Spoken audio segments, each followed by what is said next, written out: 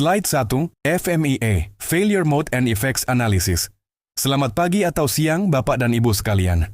Terima kasih atas kehadiran rekan-rekan pada training hari ini. Pada sesi ini kita akan membahas salah satu tools yang sangat penting dalam dunia quality management, yaitu Failure Mode and Effects Analysis, atau yang biasa disingkat FMEA. Di era industri saat ini, khususnya pada industri otomotif, elektronik, maupun injection molding, kualitas tidak lagi hanya diperiksa di akhir proses. Kualitas harus dibangun sejak awal proses. Prinsip ini dikenal dengan istilah quality built-in, yaitu kualitas harus dirancang dan dicegah sejak awal, bukan diperbaiki setelah produk selesai dibuat. Bayangkan jika sebuah komponen kendaraan mengalami kerusakan setelah digunakan oleh pelanggan. Kerusakan tersebut dapat menyebabkan komplain, biaya garansi, bahkan recall produk yang nilainya bisa mencapai miliaran rupiah. Selain kerugian finansial, reputasi perusahaan juga akan ikut terdampak. Karena itulah kita membutuhkan suatu metode yang mampu mengidentifikasi potensi kegagalan sebelum kegagalan tersebut benar-benar terjadi.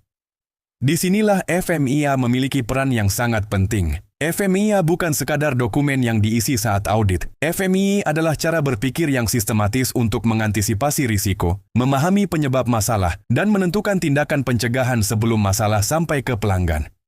Selama pelatihan ini kita akan belajar bagaimana mengenali risiko, menilai tingkat bahayanya, menghitung prioritas perbaikan, hingga menentukan tindakan yang paling efektif untuk mengurangi risiko tersebut. Harapannya setelah mengikuti pelatihan ini, rekan-rekan dapat menerapkan FMEA dalam pekerjaan sehari-hari, sehingga kualitas produk semakin baik, biaya kegagalan menurun, dan kepuasan pelanggan meningkat. Slide 2. Tujuan training. Sebelum memulai materi lebih dalam, mari kita pahami terlebih dahulu tujuan dari pelatihan ini. Tujuan pertama adalah memahami konsep dasar FMEA. Kita tidak hanya mengetahui kepanjangannya, tetapi juga memahami mengapa metode ini digunakan hampir di semua perusahaan manufaktur kelas dunia. Tujuan kedua adalah memahami manfaat FMEA dalam proses produksi. Kita akan melihat bagaimana FMEA membantu mengurangi defek, menurunkan biaya kualitas, dan meningkatkan keandalan produk. Selanjutnya, peserta diharapkan mampu mengidentifikasi failure mode, yaitu berbagai kemungkinan kegagalan yang dapat terjadi pada suatu proses atau produk. Kemudian kita akan belajar melakukan penilaian menggunakan 3 parameter utama, yaitu severity, occurrence, dan detection. Setelah memahami ketiga parameter tersebut, kita akan menghitung nilai risk priority number atau RPN, yang digunakan untuk menentukan prioritas tindakan perbaikan. Di akhir pelatihan nanti kita juga akan mencoba membuat contoh sederhana PFMEA berdasarkan proses produksi sehingga peserta memperoleh pengalaman langsung. Dengan kata lain, target pelatihan ini bukan hanya memahami teori, tetapi juga mampu mengaplikasikan FMEA dalam pekerjaan sehari-hari. Slide 3. Apa itu FMEA? Sekarang kita masuk ke pengertian FMEA. FMEA adalah singkatan dari Failure Mode and Effects Analysis. Jika diterjemahkan ke dalam bahasa Indonesia, artinya adalah analisis bentuk kegagalan dan dampaknya. Metode ini digunakan untuk menjawab beberapa pertanyaan penting. Pertanyaan pertama adalah, bagaimana suatu proses atau produk dapat gagal? Pertanyaan kedua, apa dampak dari kegagalan tersebut terhadap pelanggan? Pertanyaan ketiga, mengapa kegagalan tersebut dapat terjadi? Dan pertanyaan terakhir, apa yang harus dilakukan agar kegagalan tersebut tidak terjadi? Sebagai contoh sederhana, misalkan kita memproduksi komponen plastik menggunakan mesin injection molding. Salah satu kegagalan yang sering muncul adalah short shot, yaitu produk tidak terisi penuh. Efeknya adalah dimensi produk menjadi tidak sesuai sehingga tidak dapat dirakit oleh pelanggan. Penyebabnya bisa bermacam-macam, misalnya tekanan injeksi terlalu rendah, temperatur material kurang tinggi, atau ventilasi mold tersumbat. Jika penyebab tersebut sudah diketahui, maka perusahaan dapat mengambil tindakan sebelum masalah menjadi lebih besar. Inilah inti dari FMEA. FMEA selalu fokus pada pencegahan. Lebih murah mencegah satu produk cacat daripada memperbaiki ribuan produk yang sudah dikirim ke pelanggan. Ada pepatah di dunia quality yang sangat terkenal. Quality is free, but poor quality is very expensive. Artinya kualitas sebenarnya tidak mahal. Yang mahal adalah akibat dari kualitas yang buruk. Slide 4. Sejarah FMEA. Mari kita lihat bagaimana FMEA berkembang. Metode ini pertama kali dikembangkan oleh militer Amerika Serikat sekitar tahun 1940-an. Saat itu FMEA digunakan untuk memastikan bahwa sistem persenjataan memiliki tingkat keandalan yang tinggi. Selanjutnya, pada tahun 1950-an, NASA menggunakan FMEA dalam program luar angkasa. Mengapa NASA menggunakan FMEA? Karena ketika sebuah roket sudah diluncurkan, hampir tidak ada kesempatan untuk melakukan perbaikan. Semua potensi kegagalan harus dipikirkan sejak tahap desain. Kemudian pada tahun 1970-an, industri otomotif mulai mengadopsi FMEA. Perusahaan seperti Ford, General Motors, dan Chrysler menjadikan FMEA sebagai salah satu persyaratan utama dalam pengembangan produk baru. Seiring perkembangan industri, FMEA semakin luas digunakan. Saat ini hampir semua sektor menggunakan FMEA, seperti industri otomotif, elektronik, manufaktur, alat kesehatan, penerbangan, energi, serta makanan dan minuman. Di Indonesia sendiri, perusahaan yang menerapkan standar IATF 1949 wajib menggunakan FMEA sebagai bagian dari sistem manajemen mutu. Hal ini menunjukkan bahwa FMEA bukan sekadar teori, tetapi merupakan standar internasional yang telah terbukti membantu meningkatkan kualitas produk. Slide 5. Jenis-jenis FMEA memiliki beberapa jenis sesuai dengan ruang lingkup analisisnya. Jenis pertama adalah Design FMEA atau DFMEA. DFMEA digunakan pada tahap desain produk. Fokusnya adalah mencari potensi kegagalan yang berasal dari desain. Misalnya ketebalan produk terlalu tipis sehingga mudah retak. Atau material yang dipilih tidak cukup kuat untuk menahan beban tertentu. Semua risiko tersebut dianalisis sebelum produk diproduksi. Jenis kedua adalah proses FMEA atau PFMEA. PFMEA merupakan jenis FMEA yang paling sering digunakan di pabrik. Fokusnya adalah proses produksi. Sebagai contoh, pada proses injection molding, kita menganalisis kemungkinan munculnya flash, short shot, sink mark, warpage, atau bur. Kemudian dicari penyebabnya, seperti parameter mesin yang tidak stabil, kondisi mold, kualitas material, atau kesalahan operator. Setelah itu ditentukan tindakan untuk mengurangi risiko. Jenis ketiga adalah sistem FMEA atau SFMEA. SFMEA digunakan untuk menganalisis hubungan antar sistem. Misalnya pada kendaraan bermotor terdapat sistem pengereman, sistem kelistrikan, sistem kemudi, dan sistem kontrol elektronik. Kegagalan pada satu sistem dapat memengaruhi sistem lainnya. Karena itu, analisis dilakukan pada level sistem secara keseluruhan. Di perusahaan manufaktur sehari-hari, jenis yang paling sering kita gunakan adalah PFMEA, karena berkaitan langsung dengan proses produksi yang kita jalankan. Melalui PFMEA, kita dapat mengetahui proses mana yang memiliki risiko tertinggi, sehingga sumber daya perusahaan dapat difokuskan pada area yang benar-benar membutuhkan perbaikan. Dengan demikian, kegiatan improvement menjadi lebih efektif dan hasilnya lebih maksimal. Slide 6. Manfaat FMEA. Setelah kita memahami pengertian dan jenis-jenis FMEA, sekarang kita akan membahas manfaat yang akan diperoleh perusahaan apabila FMEA diterapkan dengan benar. Banyak orang menganggap FMEA hanya sebagai dokumen untuk memenuhi persyaratan audit. Padahal, jika digunakan dengan baik, FMEA adalah alat yang sangat efektif untuk meningkatkan kualitas sekaligus menurunkan biaya produksi. Manfaat pertama adalah meningkatkan kualitas produk dan proses. Ketika kita menganalisis setiap potensi kegagalan sebelum produksi berjalan, kita dapat menghilangkan banyak penyebab defek sejak awal. Akibatnya, jumlah produk NJ akan berkurang dan proses menjadi lebih stabil. Manfaat kedua adalah mengurangi biaya akibat kegagalan. Dalam dunia quality dikenal istilah cost of poor quality atau biaya akibat kualitas yang buruk. Biaya ini meliputi scrap, rework, sorting, overtime, klaim pelanggan, hingga recall produk. Sebagai contoh, jika sebuah mold injection menghasilkan flash dan tidak segera diperbaiki, ribuan produk dapat menjadi NJ. Biaya material, tenaga kerja, waktu produksi, hingga keterlambatan pengiriman akan meningkat. Sebaliknya, apabila risiko tersebut sudah diidentifikasi melalui FMEA, tindakan pencegahan dapat dilakukan lebih awal sehingga biaya tersebut dapat dihindari. Manfaat berikutnya adalah meningkatkan kepuasan pelanggan. Pelanggan tidak hanya membeli produk, tetapi juga mengharapkan kualitas yang konsisten. Dengan FMEA, peluang produk cacat sampai ke pelanggan menjadi jauh lebih kecil, sehingga tingkat kepuasan pelanggan meningkat. Selain itu, FMEA juga membantu perusahaan memenuhi persyaratan standar internasional seperti IATF NINAS 1949 yang mewajibkan pendekatan berbasis risiko dalam proses pengembangan produk dan proses produksi. Manfaat terakhir adalah meningkatkan keselamatan kerja. Tidak semua kegagalan hanya berdampak pada kualitas produk. Ada kegagalan yang dapat membahayakan operator maupun pengguna akhir. Sebagai contoh, komponen rem kendaraan yang gagal berfungsi dapat menyebabkan kecelakaan serius. Oleh karena itu, risiko-risiko yang berhubungan dengan keselamatan harus menjadi prioritas utama dalam FMEA. Jadi, manfaat FMEA tidak hanya dirasakan oleh bagian quality, tetapi juga oleh production, engineering, maintenance, purchasing, bahkan pelanggan. Slide 7. Konsep dasar FMEA. Pada slide ini kita akan memahami alur berpikir dalam FMEA. FMEA sebenarnya mengikuti urutan pertanyaan yang sangat sederhana.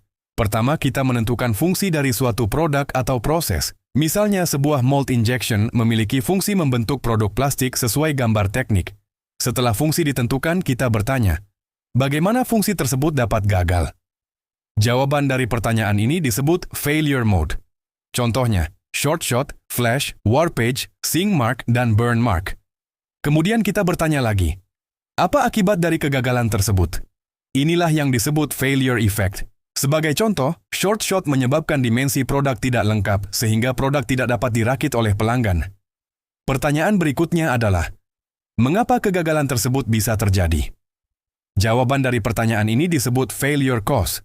Misalnya, tekanan injection terlalu rendah, temperatur material kurang, venting mold tersumbat, atau operator salah setting parameter. Setelah penyebab diketahui, kita melihat current control, yaitu pengendalian yang sudah diterapkan perusahaan saat ini. Contohnya, SOP setting mesin, parameter standar, visual inspection, patrol quality, dan first article inspection. Selanjutnya, kita melakukan risk assessment, yaitu memberikan nilai severity, occurrence, dan detection. Dari ketiga nilai tersebut diperoleh tingkat risiko yang menjadi dasar dalam menentukan prioritas tindakan. Terakhir adalah improvement, yaitu tindakan untuk mengurangi risiko. Perlu diingat bahwa tujuan FMEA bukan mencari siapa yang salah, tetapi mencari cara agar kesalahan tidak terjadi lagi. Inilah prinsip dasar continuous improvement. Slide 8. Struktur form FMEA. Sekarang kita akan melihat bagaimana bentuk dokumen FMEA. Sekilas dokumen FMEA terlihat rumit karena memiliki banyak kolom. Namun sebenarnya setiap kolom memiliki tujuan yang jelas. Kolom pertama adalah proses step, atau langkah proses yang sedang dianalisis. Contohnya, drying material, injection, cooling, trimming, dan packing. Kolom berikutnya adalah function. Di sini kita menuliskan fungsi dari proses tersebut. Misalnya proses injection memiliki fungsi mengisi cavity mold dengan material plastik hingga terbentuk produk sesuai desain. Kolom berikutnya adalah failure mode.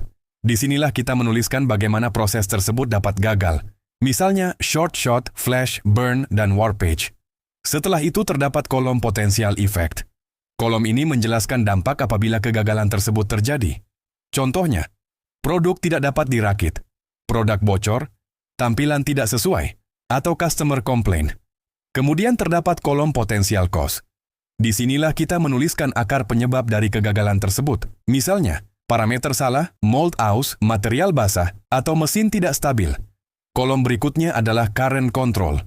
Di sini kita menuliskan kontrol yang sudah diterapkan perusahaan. Misalnya, SOP, check sheet, patrol QC, visual inspection, dan gauge measurement. Kemudian diberikan skor severity, occurrence, dan detection. Terakhir dihitung nilai RPN dan ditentukan recommended action, yaitu tindakan yang harus dilakukan. Jika semua kolom diisi dengan benar, FMEA akan menjadi peta risiko yang sangat membantu perusahaan dalam menentukan prioritas improvement.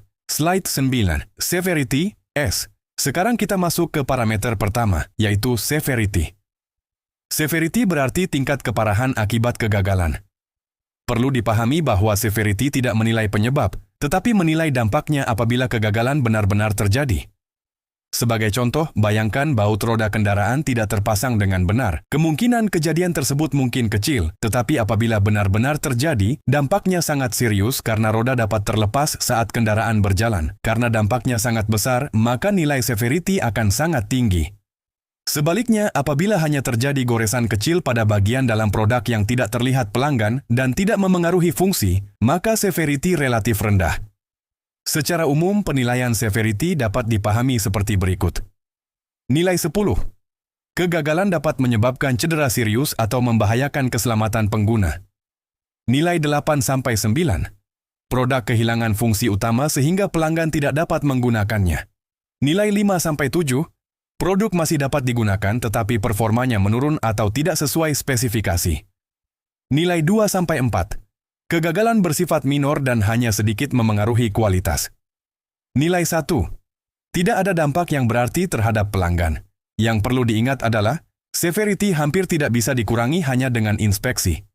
Jika ingin menurunkan severity, biasanya diperlukan perubahan desain produk atau perubahan konsep proses. Oleh karena itu, failure mode dengan severity tinggi harus mendapatkan perhatian khusus meskipun nilai RPN-nya tidak terlalu besar. Slide milu. Occurrence. Parameter kedua adalah occurrence. Occurrence menunjukkan seberapa sering penyebab kegagalan diperkirakan akan terjadi.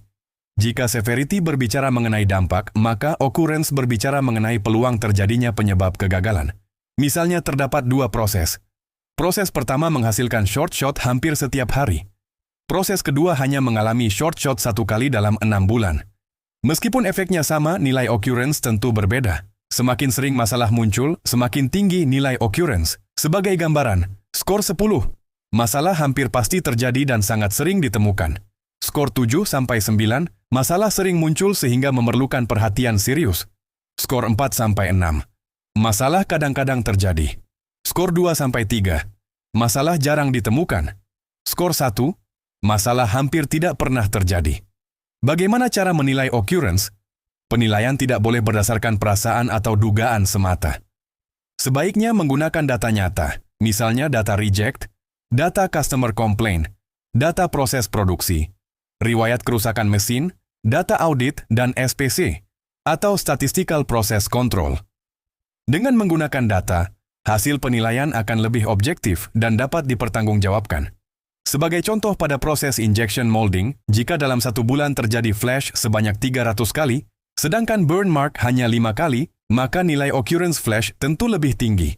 Karena itulah perusahaan selalu mendorong penggunaan data aktual dalam proses FMEA. Slide 11, Detection, D. Setelah memahami severity dan occurrence, sekarang kita masuk ke parameter ketiga, yaitu Detection. Detection adalah kemampuan sistem pengendalian yang dimiliki perusahaan untuk mendeteksi kegagalan sebelum produk dikirim ke pelanggan. Perlu dipahami bahwa detection bukan mengukur kualitas produk, melainkan mengukur seberapa efektif kontrol yang ada dalam menemukan masalah. Sebagai contoh, bayangkan ada 2 perusahaan yang memproduksi komponen yang sama. Perusahaan pertama hanya mengandalkan pemeriksaan visual secara acak oleh operator. Perusahaan kedua menggunakan kamera otomatis, sensor vision, dan sistem Pokayok yang mampu memeriksa setiap produk. Menurut Anda, perusahaan mana yang memiliki kemampuan deteksi lebih baik? Tentu perusahaan kedua. Artinya nilai detection pada perusahaan kedua lebih rendah, karena dalam FMEA semakin kecil angka detection berarti semakin baik kemampuan mendeteksi masalah.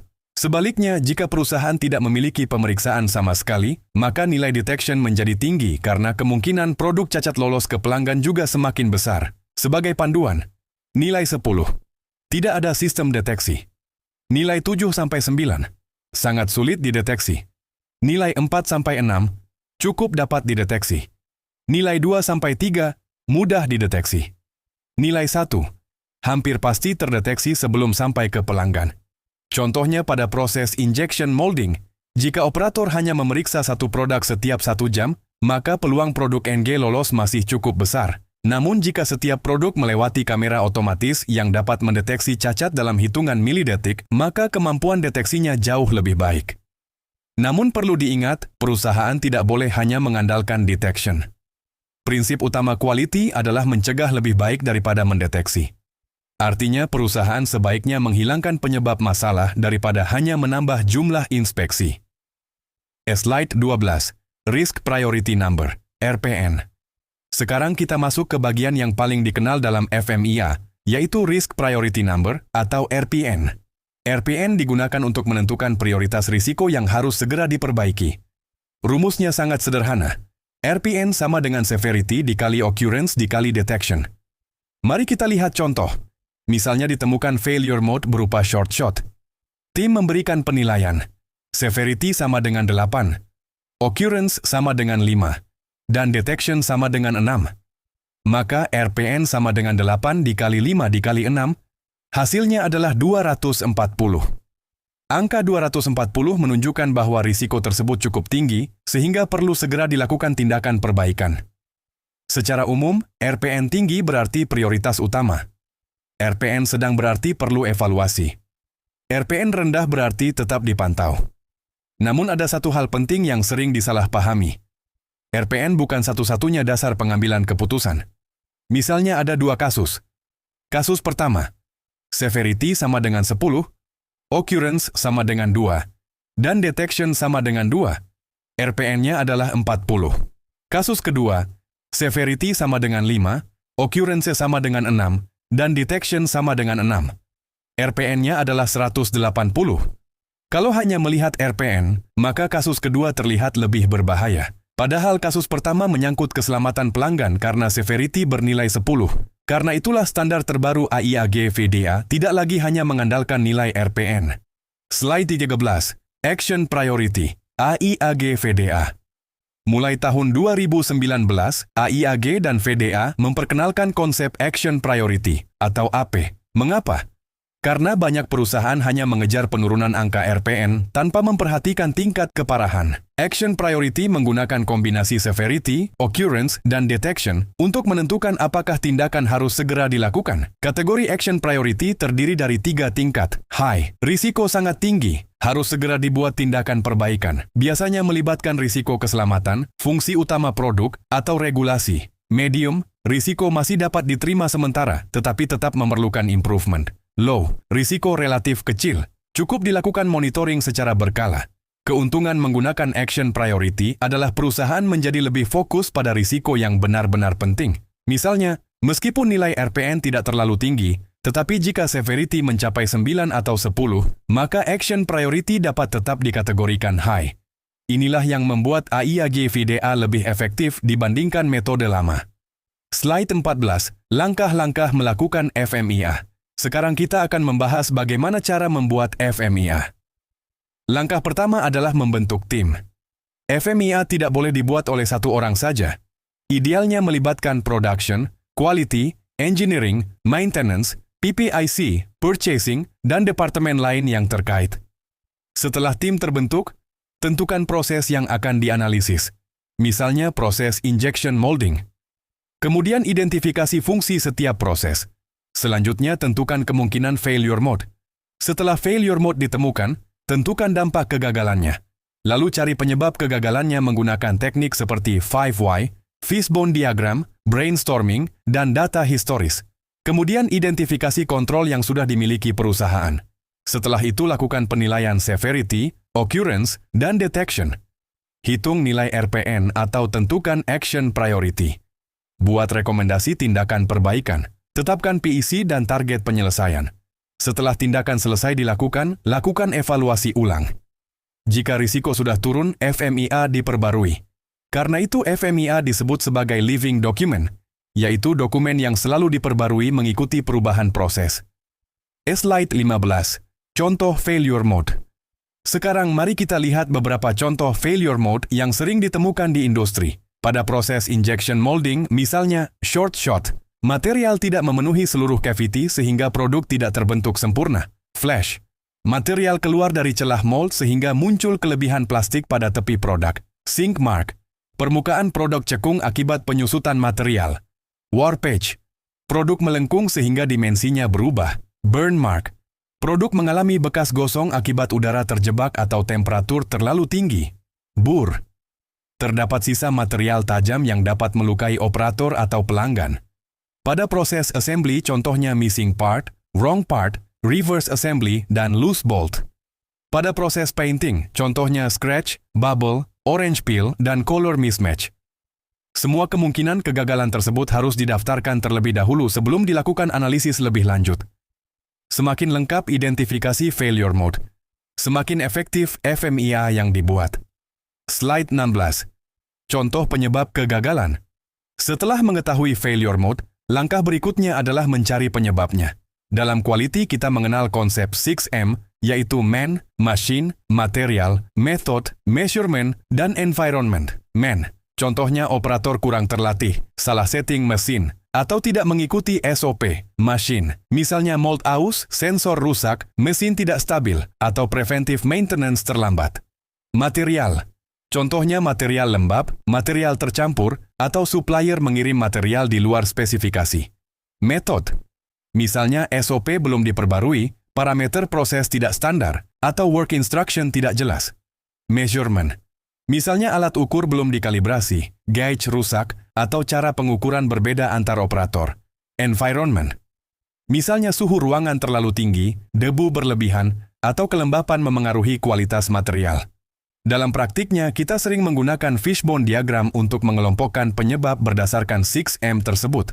Dengan demikian, analisis menjadi lebih sistematis dan peluang menemukan akar penyebab menjadi lebih besar.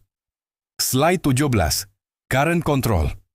Slide ini membahas current control, yaitu semua pengendalian yang sudah dimiliki perusahaan untuk mencegah atau mendeteksi kegagalan.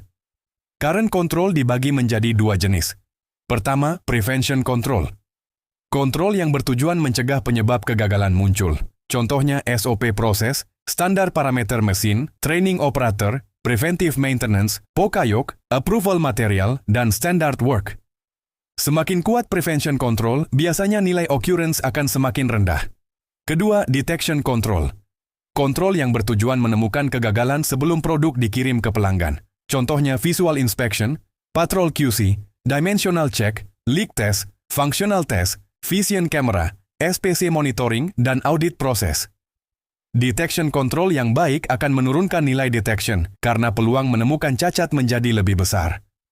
Namun perlu diingat kembali bahwa tujuan utama perusahaan bukan menambah inspeksi sebanyak mungkin. Tujuan terbaik adalah membuat proses yang stabil sehingga produk baik dapat dihasilkan sejak pertama kali atau right first time. Prinsip Lean Manufacturing bahkan mengatakan bahwa kualitas terbaik diperoleh dari proses yang terkendali, bukan dari inspeksi yang berlebihan. Karena itu perusahaan kelas dunia selalu berusaha memperkuat prevention control dibanding hanya mengandalkan detection control. Slide 18. Current Control, pencegahan dan deteksi. Pada slide sebelumnya kita telah mengenal dua jenis pengendalian, yaitu prevention control dan detection control. Sekarang kita akan melihat bagaimana kedua jenis kontrol ini diterapkan di lapangan. Dalam dunia manufaktur, banyak perusahaan masih menganggap bahwa semakin banyak inspeksi maka kualitas akan semakin baik. Padahal kenyataannya belum tentu demikian. Mari kita ambil contoh. Misalnya sebuah mesin injection molding sering menghasilkan flash. Setiap 1 jam operator memeriksa produk, kemudian QC juga melakukan pemeriksaan setiap 2 jam. Apakah masalah flash akan hilang? Jawabannya tidak. Inspeksi hanya menemukan produk yang sudah cacat, tetapi tidak menghilangkan penyebabnya. Sebaliknya, jika engineering memperbaiki kondisi mold, mengatur kembali parameter mesin, dan memasang sensor tekanan, maka kemungkinan flash muncul akan jauh lebih kecil. Inilah yang disebut prevention control. Contoh prevention control yang baik antara lain standard parameter setting, checklist startup mesin, preventive maintenance, penggunaan jig dan fixture, POCAYOK, pelatihan operator, serta Standard Operating Procedure atau SOP. Sedangkan contoh detection control meliputi visual inspection, patrol quality, vision camera, leak test, functional test, dimensional check, dan final inspection. Prinsip yang harus selalu diingat adalah, jangan hanya pandai menemukan masalah, tetapi jadilah lebih baik dalam mencegah masalah. Perusahaan kelas dunia selalu berusaha menggeser fokus dari detection menjadi prevention. Slide 19. Contoh PFMIA, Injection Molding. Sekarang kita masuk ke contoh penerapan PFMIA pada proses injection molding. Misalkan kita menganalisis proses pengisian material ke dalam cavity mold. Failure mode yang ditemukan adalah short shot. Artinya material tidak mengisi cavity secara penuh sehingga produk menjadi tidak lengkap. Apa efeknya? Produk tidak dapat dirakit pada proses berikutnya. Jika lolos ke pelanggan, produk akan ditolak dan menimbulkan komplain. Karena kegagalan ini dapat menghentikan proses assembly pelanggan, tim memberikan severity sama dengan 7.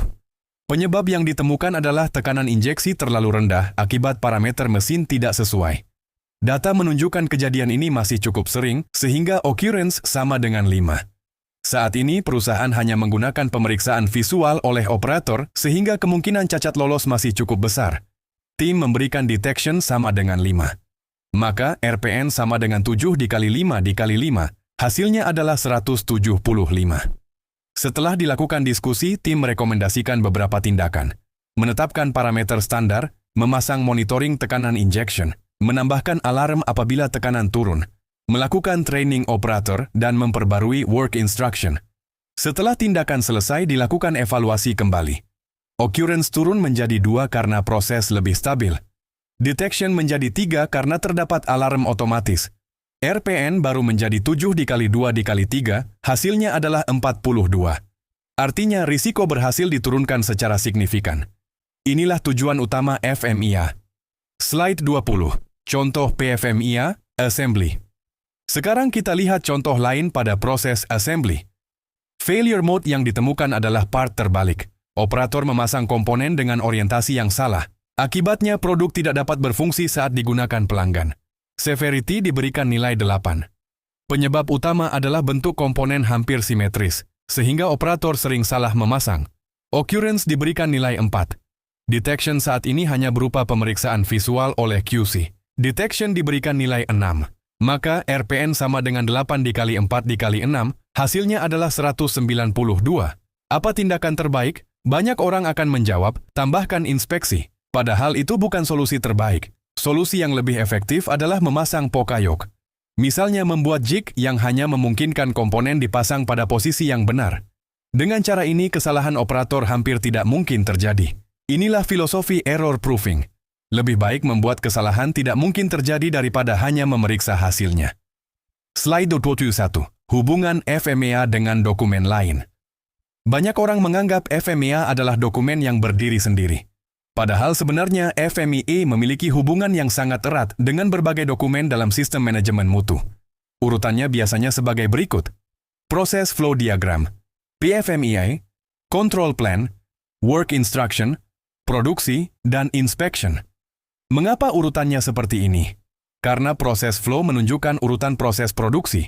Dari setiap proses tersebut dilakukan analisis risiko melalui PFMEA. Hasil PFMEA kemudian digunakan untuk menyusun control plan. Control plan menjelaskan apa yang harus diperiksa, bagaimana cara memeriksa, frekuensi pemeriksaan, alat ukur yang digunakan, serta tindakan apabila ditemukan NG.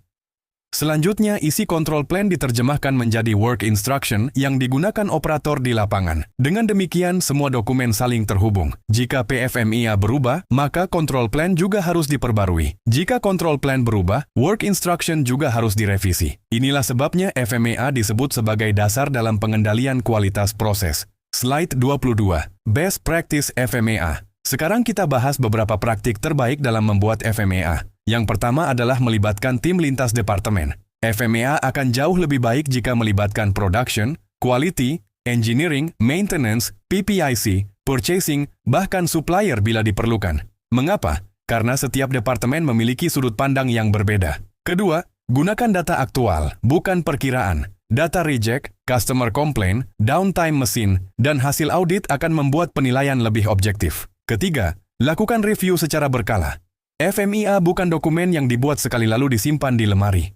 Setiap ada perubahan produk, material, mesin, metode, atau masalah baru, FMEA harus diperbarui. Selanjutnya, beberapa kesalahan yang harus dihindari adalah menyalin FMEA lama tanpa analisis, mengisi hanya untuk kebutuhan audit, tidak menjalankan tindakan perbaikan, tidak mengevaluasi efektivitas improvement, dan menganggap nilai RPN sebagai satu-satunya dasar keputusan. FMEA akan memberikan manfaat nyata hanya jika benar-benar digunakan sebagai alat pengambilan keputusan. Slide 23. Latihan kelompok. Sekarang saatnya kita mencoba menerapkan apa yang telah dipelajari. Silakan peserta dibagi menjadi beberapa kelompok. Setiap kelompok memilih satu proses yang ada di perusahaan. Sebagai contoh, injection molding, assembly, painting, packing, atau welding. Kemudian lakukan langkah berikut. Pertama, tentukan fungsi proses tersebut. Kedua, identifikasi minimal 2 failure mode. Ketiga, tentukan efek dan cause. Keempat, beri nilai severity, occurrence, dan detection. Kelima, hitung nilai RPN. Terakhir, Tentukan tindakan perbaikan yang paling efektif. Setelah selesai, setiap kelompok mempresentasikan hasil analisisnya. Melalui latihan ini, peserta akan memahami bahwa tidak ada jawaban yang benar atau salah secara mutlak. Yang paling penting adalah bagaimana tim mampu berdiskusi menggunakan data dan logika yang benar. Slide 24. Kesimpulan. Sebelum kita mengakhiri pelatihan, mari kita simpulkan materi hari ini. FMEA adalah metode yang digunakan untuk mengidentifikasi potensi kegagalan sebelum kegagalan tersebut benar-benar terjadi. FMEA membantu perusahaan mengurangi defek, mengurangi biaya produksi, mengurangi customer complaint, meningkatkan kepuasan pelanggan, meningkatkan keselamatan, serta mendukung budaya continuous improvement. Kita telah mempelajari 3 parameter utama, yaitu severity, yang mengukur dampak kegagalan, occurrence, yang mengukur peluang terjadinya penyebab kegagalan, dan detection, yang mengukur kemampuan sistem dalam mendeteksi kegagalan. Kita juga telah memahami bahwa tujuan utama FMEA bukan sekadar menghitung RPN, tetapi mengambil tindakan yang tepat untuk mengurangi risiko. Ingatlah satu prinsip penting, masalah yang berhasil dicegah akan selalu lebih murah daripada masalah yang harus diperbaiki. Karena itu, budaya pencegahan harus menjadi bagian dari budaya kerja setiap orang. Slide 25. Terima kasih dan penutup Bapak dan Ibu yang saya hormati. Kita telah mempelajari dasar-dasar FMEA, mulai dari konsep, cara penilaian, hingga penerapannya dalam proses manufaktur. Semoga materi ini tidak hanya menjadi pengetahuan, tetapi juga dapat diterapkan dalam pekerjaan sehari-hari. Mari kita jadikan FMEA sebagai alat untuk berpikir secara proaktif, bukan hanya sebagai dokumen audit. Setiap potensi kegagalan yang berhasil kita identifikasi hari ini adalah masalah yang tidak perlu dialami pelanggan di masa depan. Sebagai penutup, saya ingin mengajak seluruh peserta untuk selalu mengingat filosofi kualitas berikut. Jangan menunggu masalah terjadi.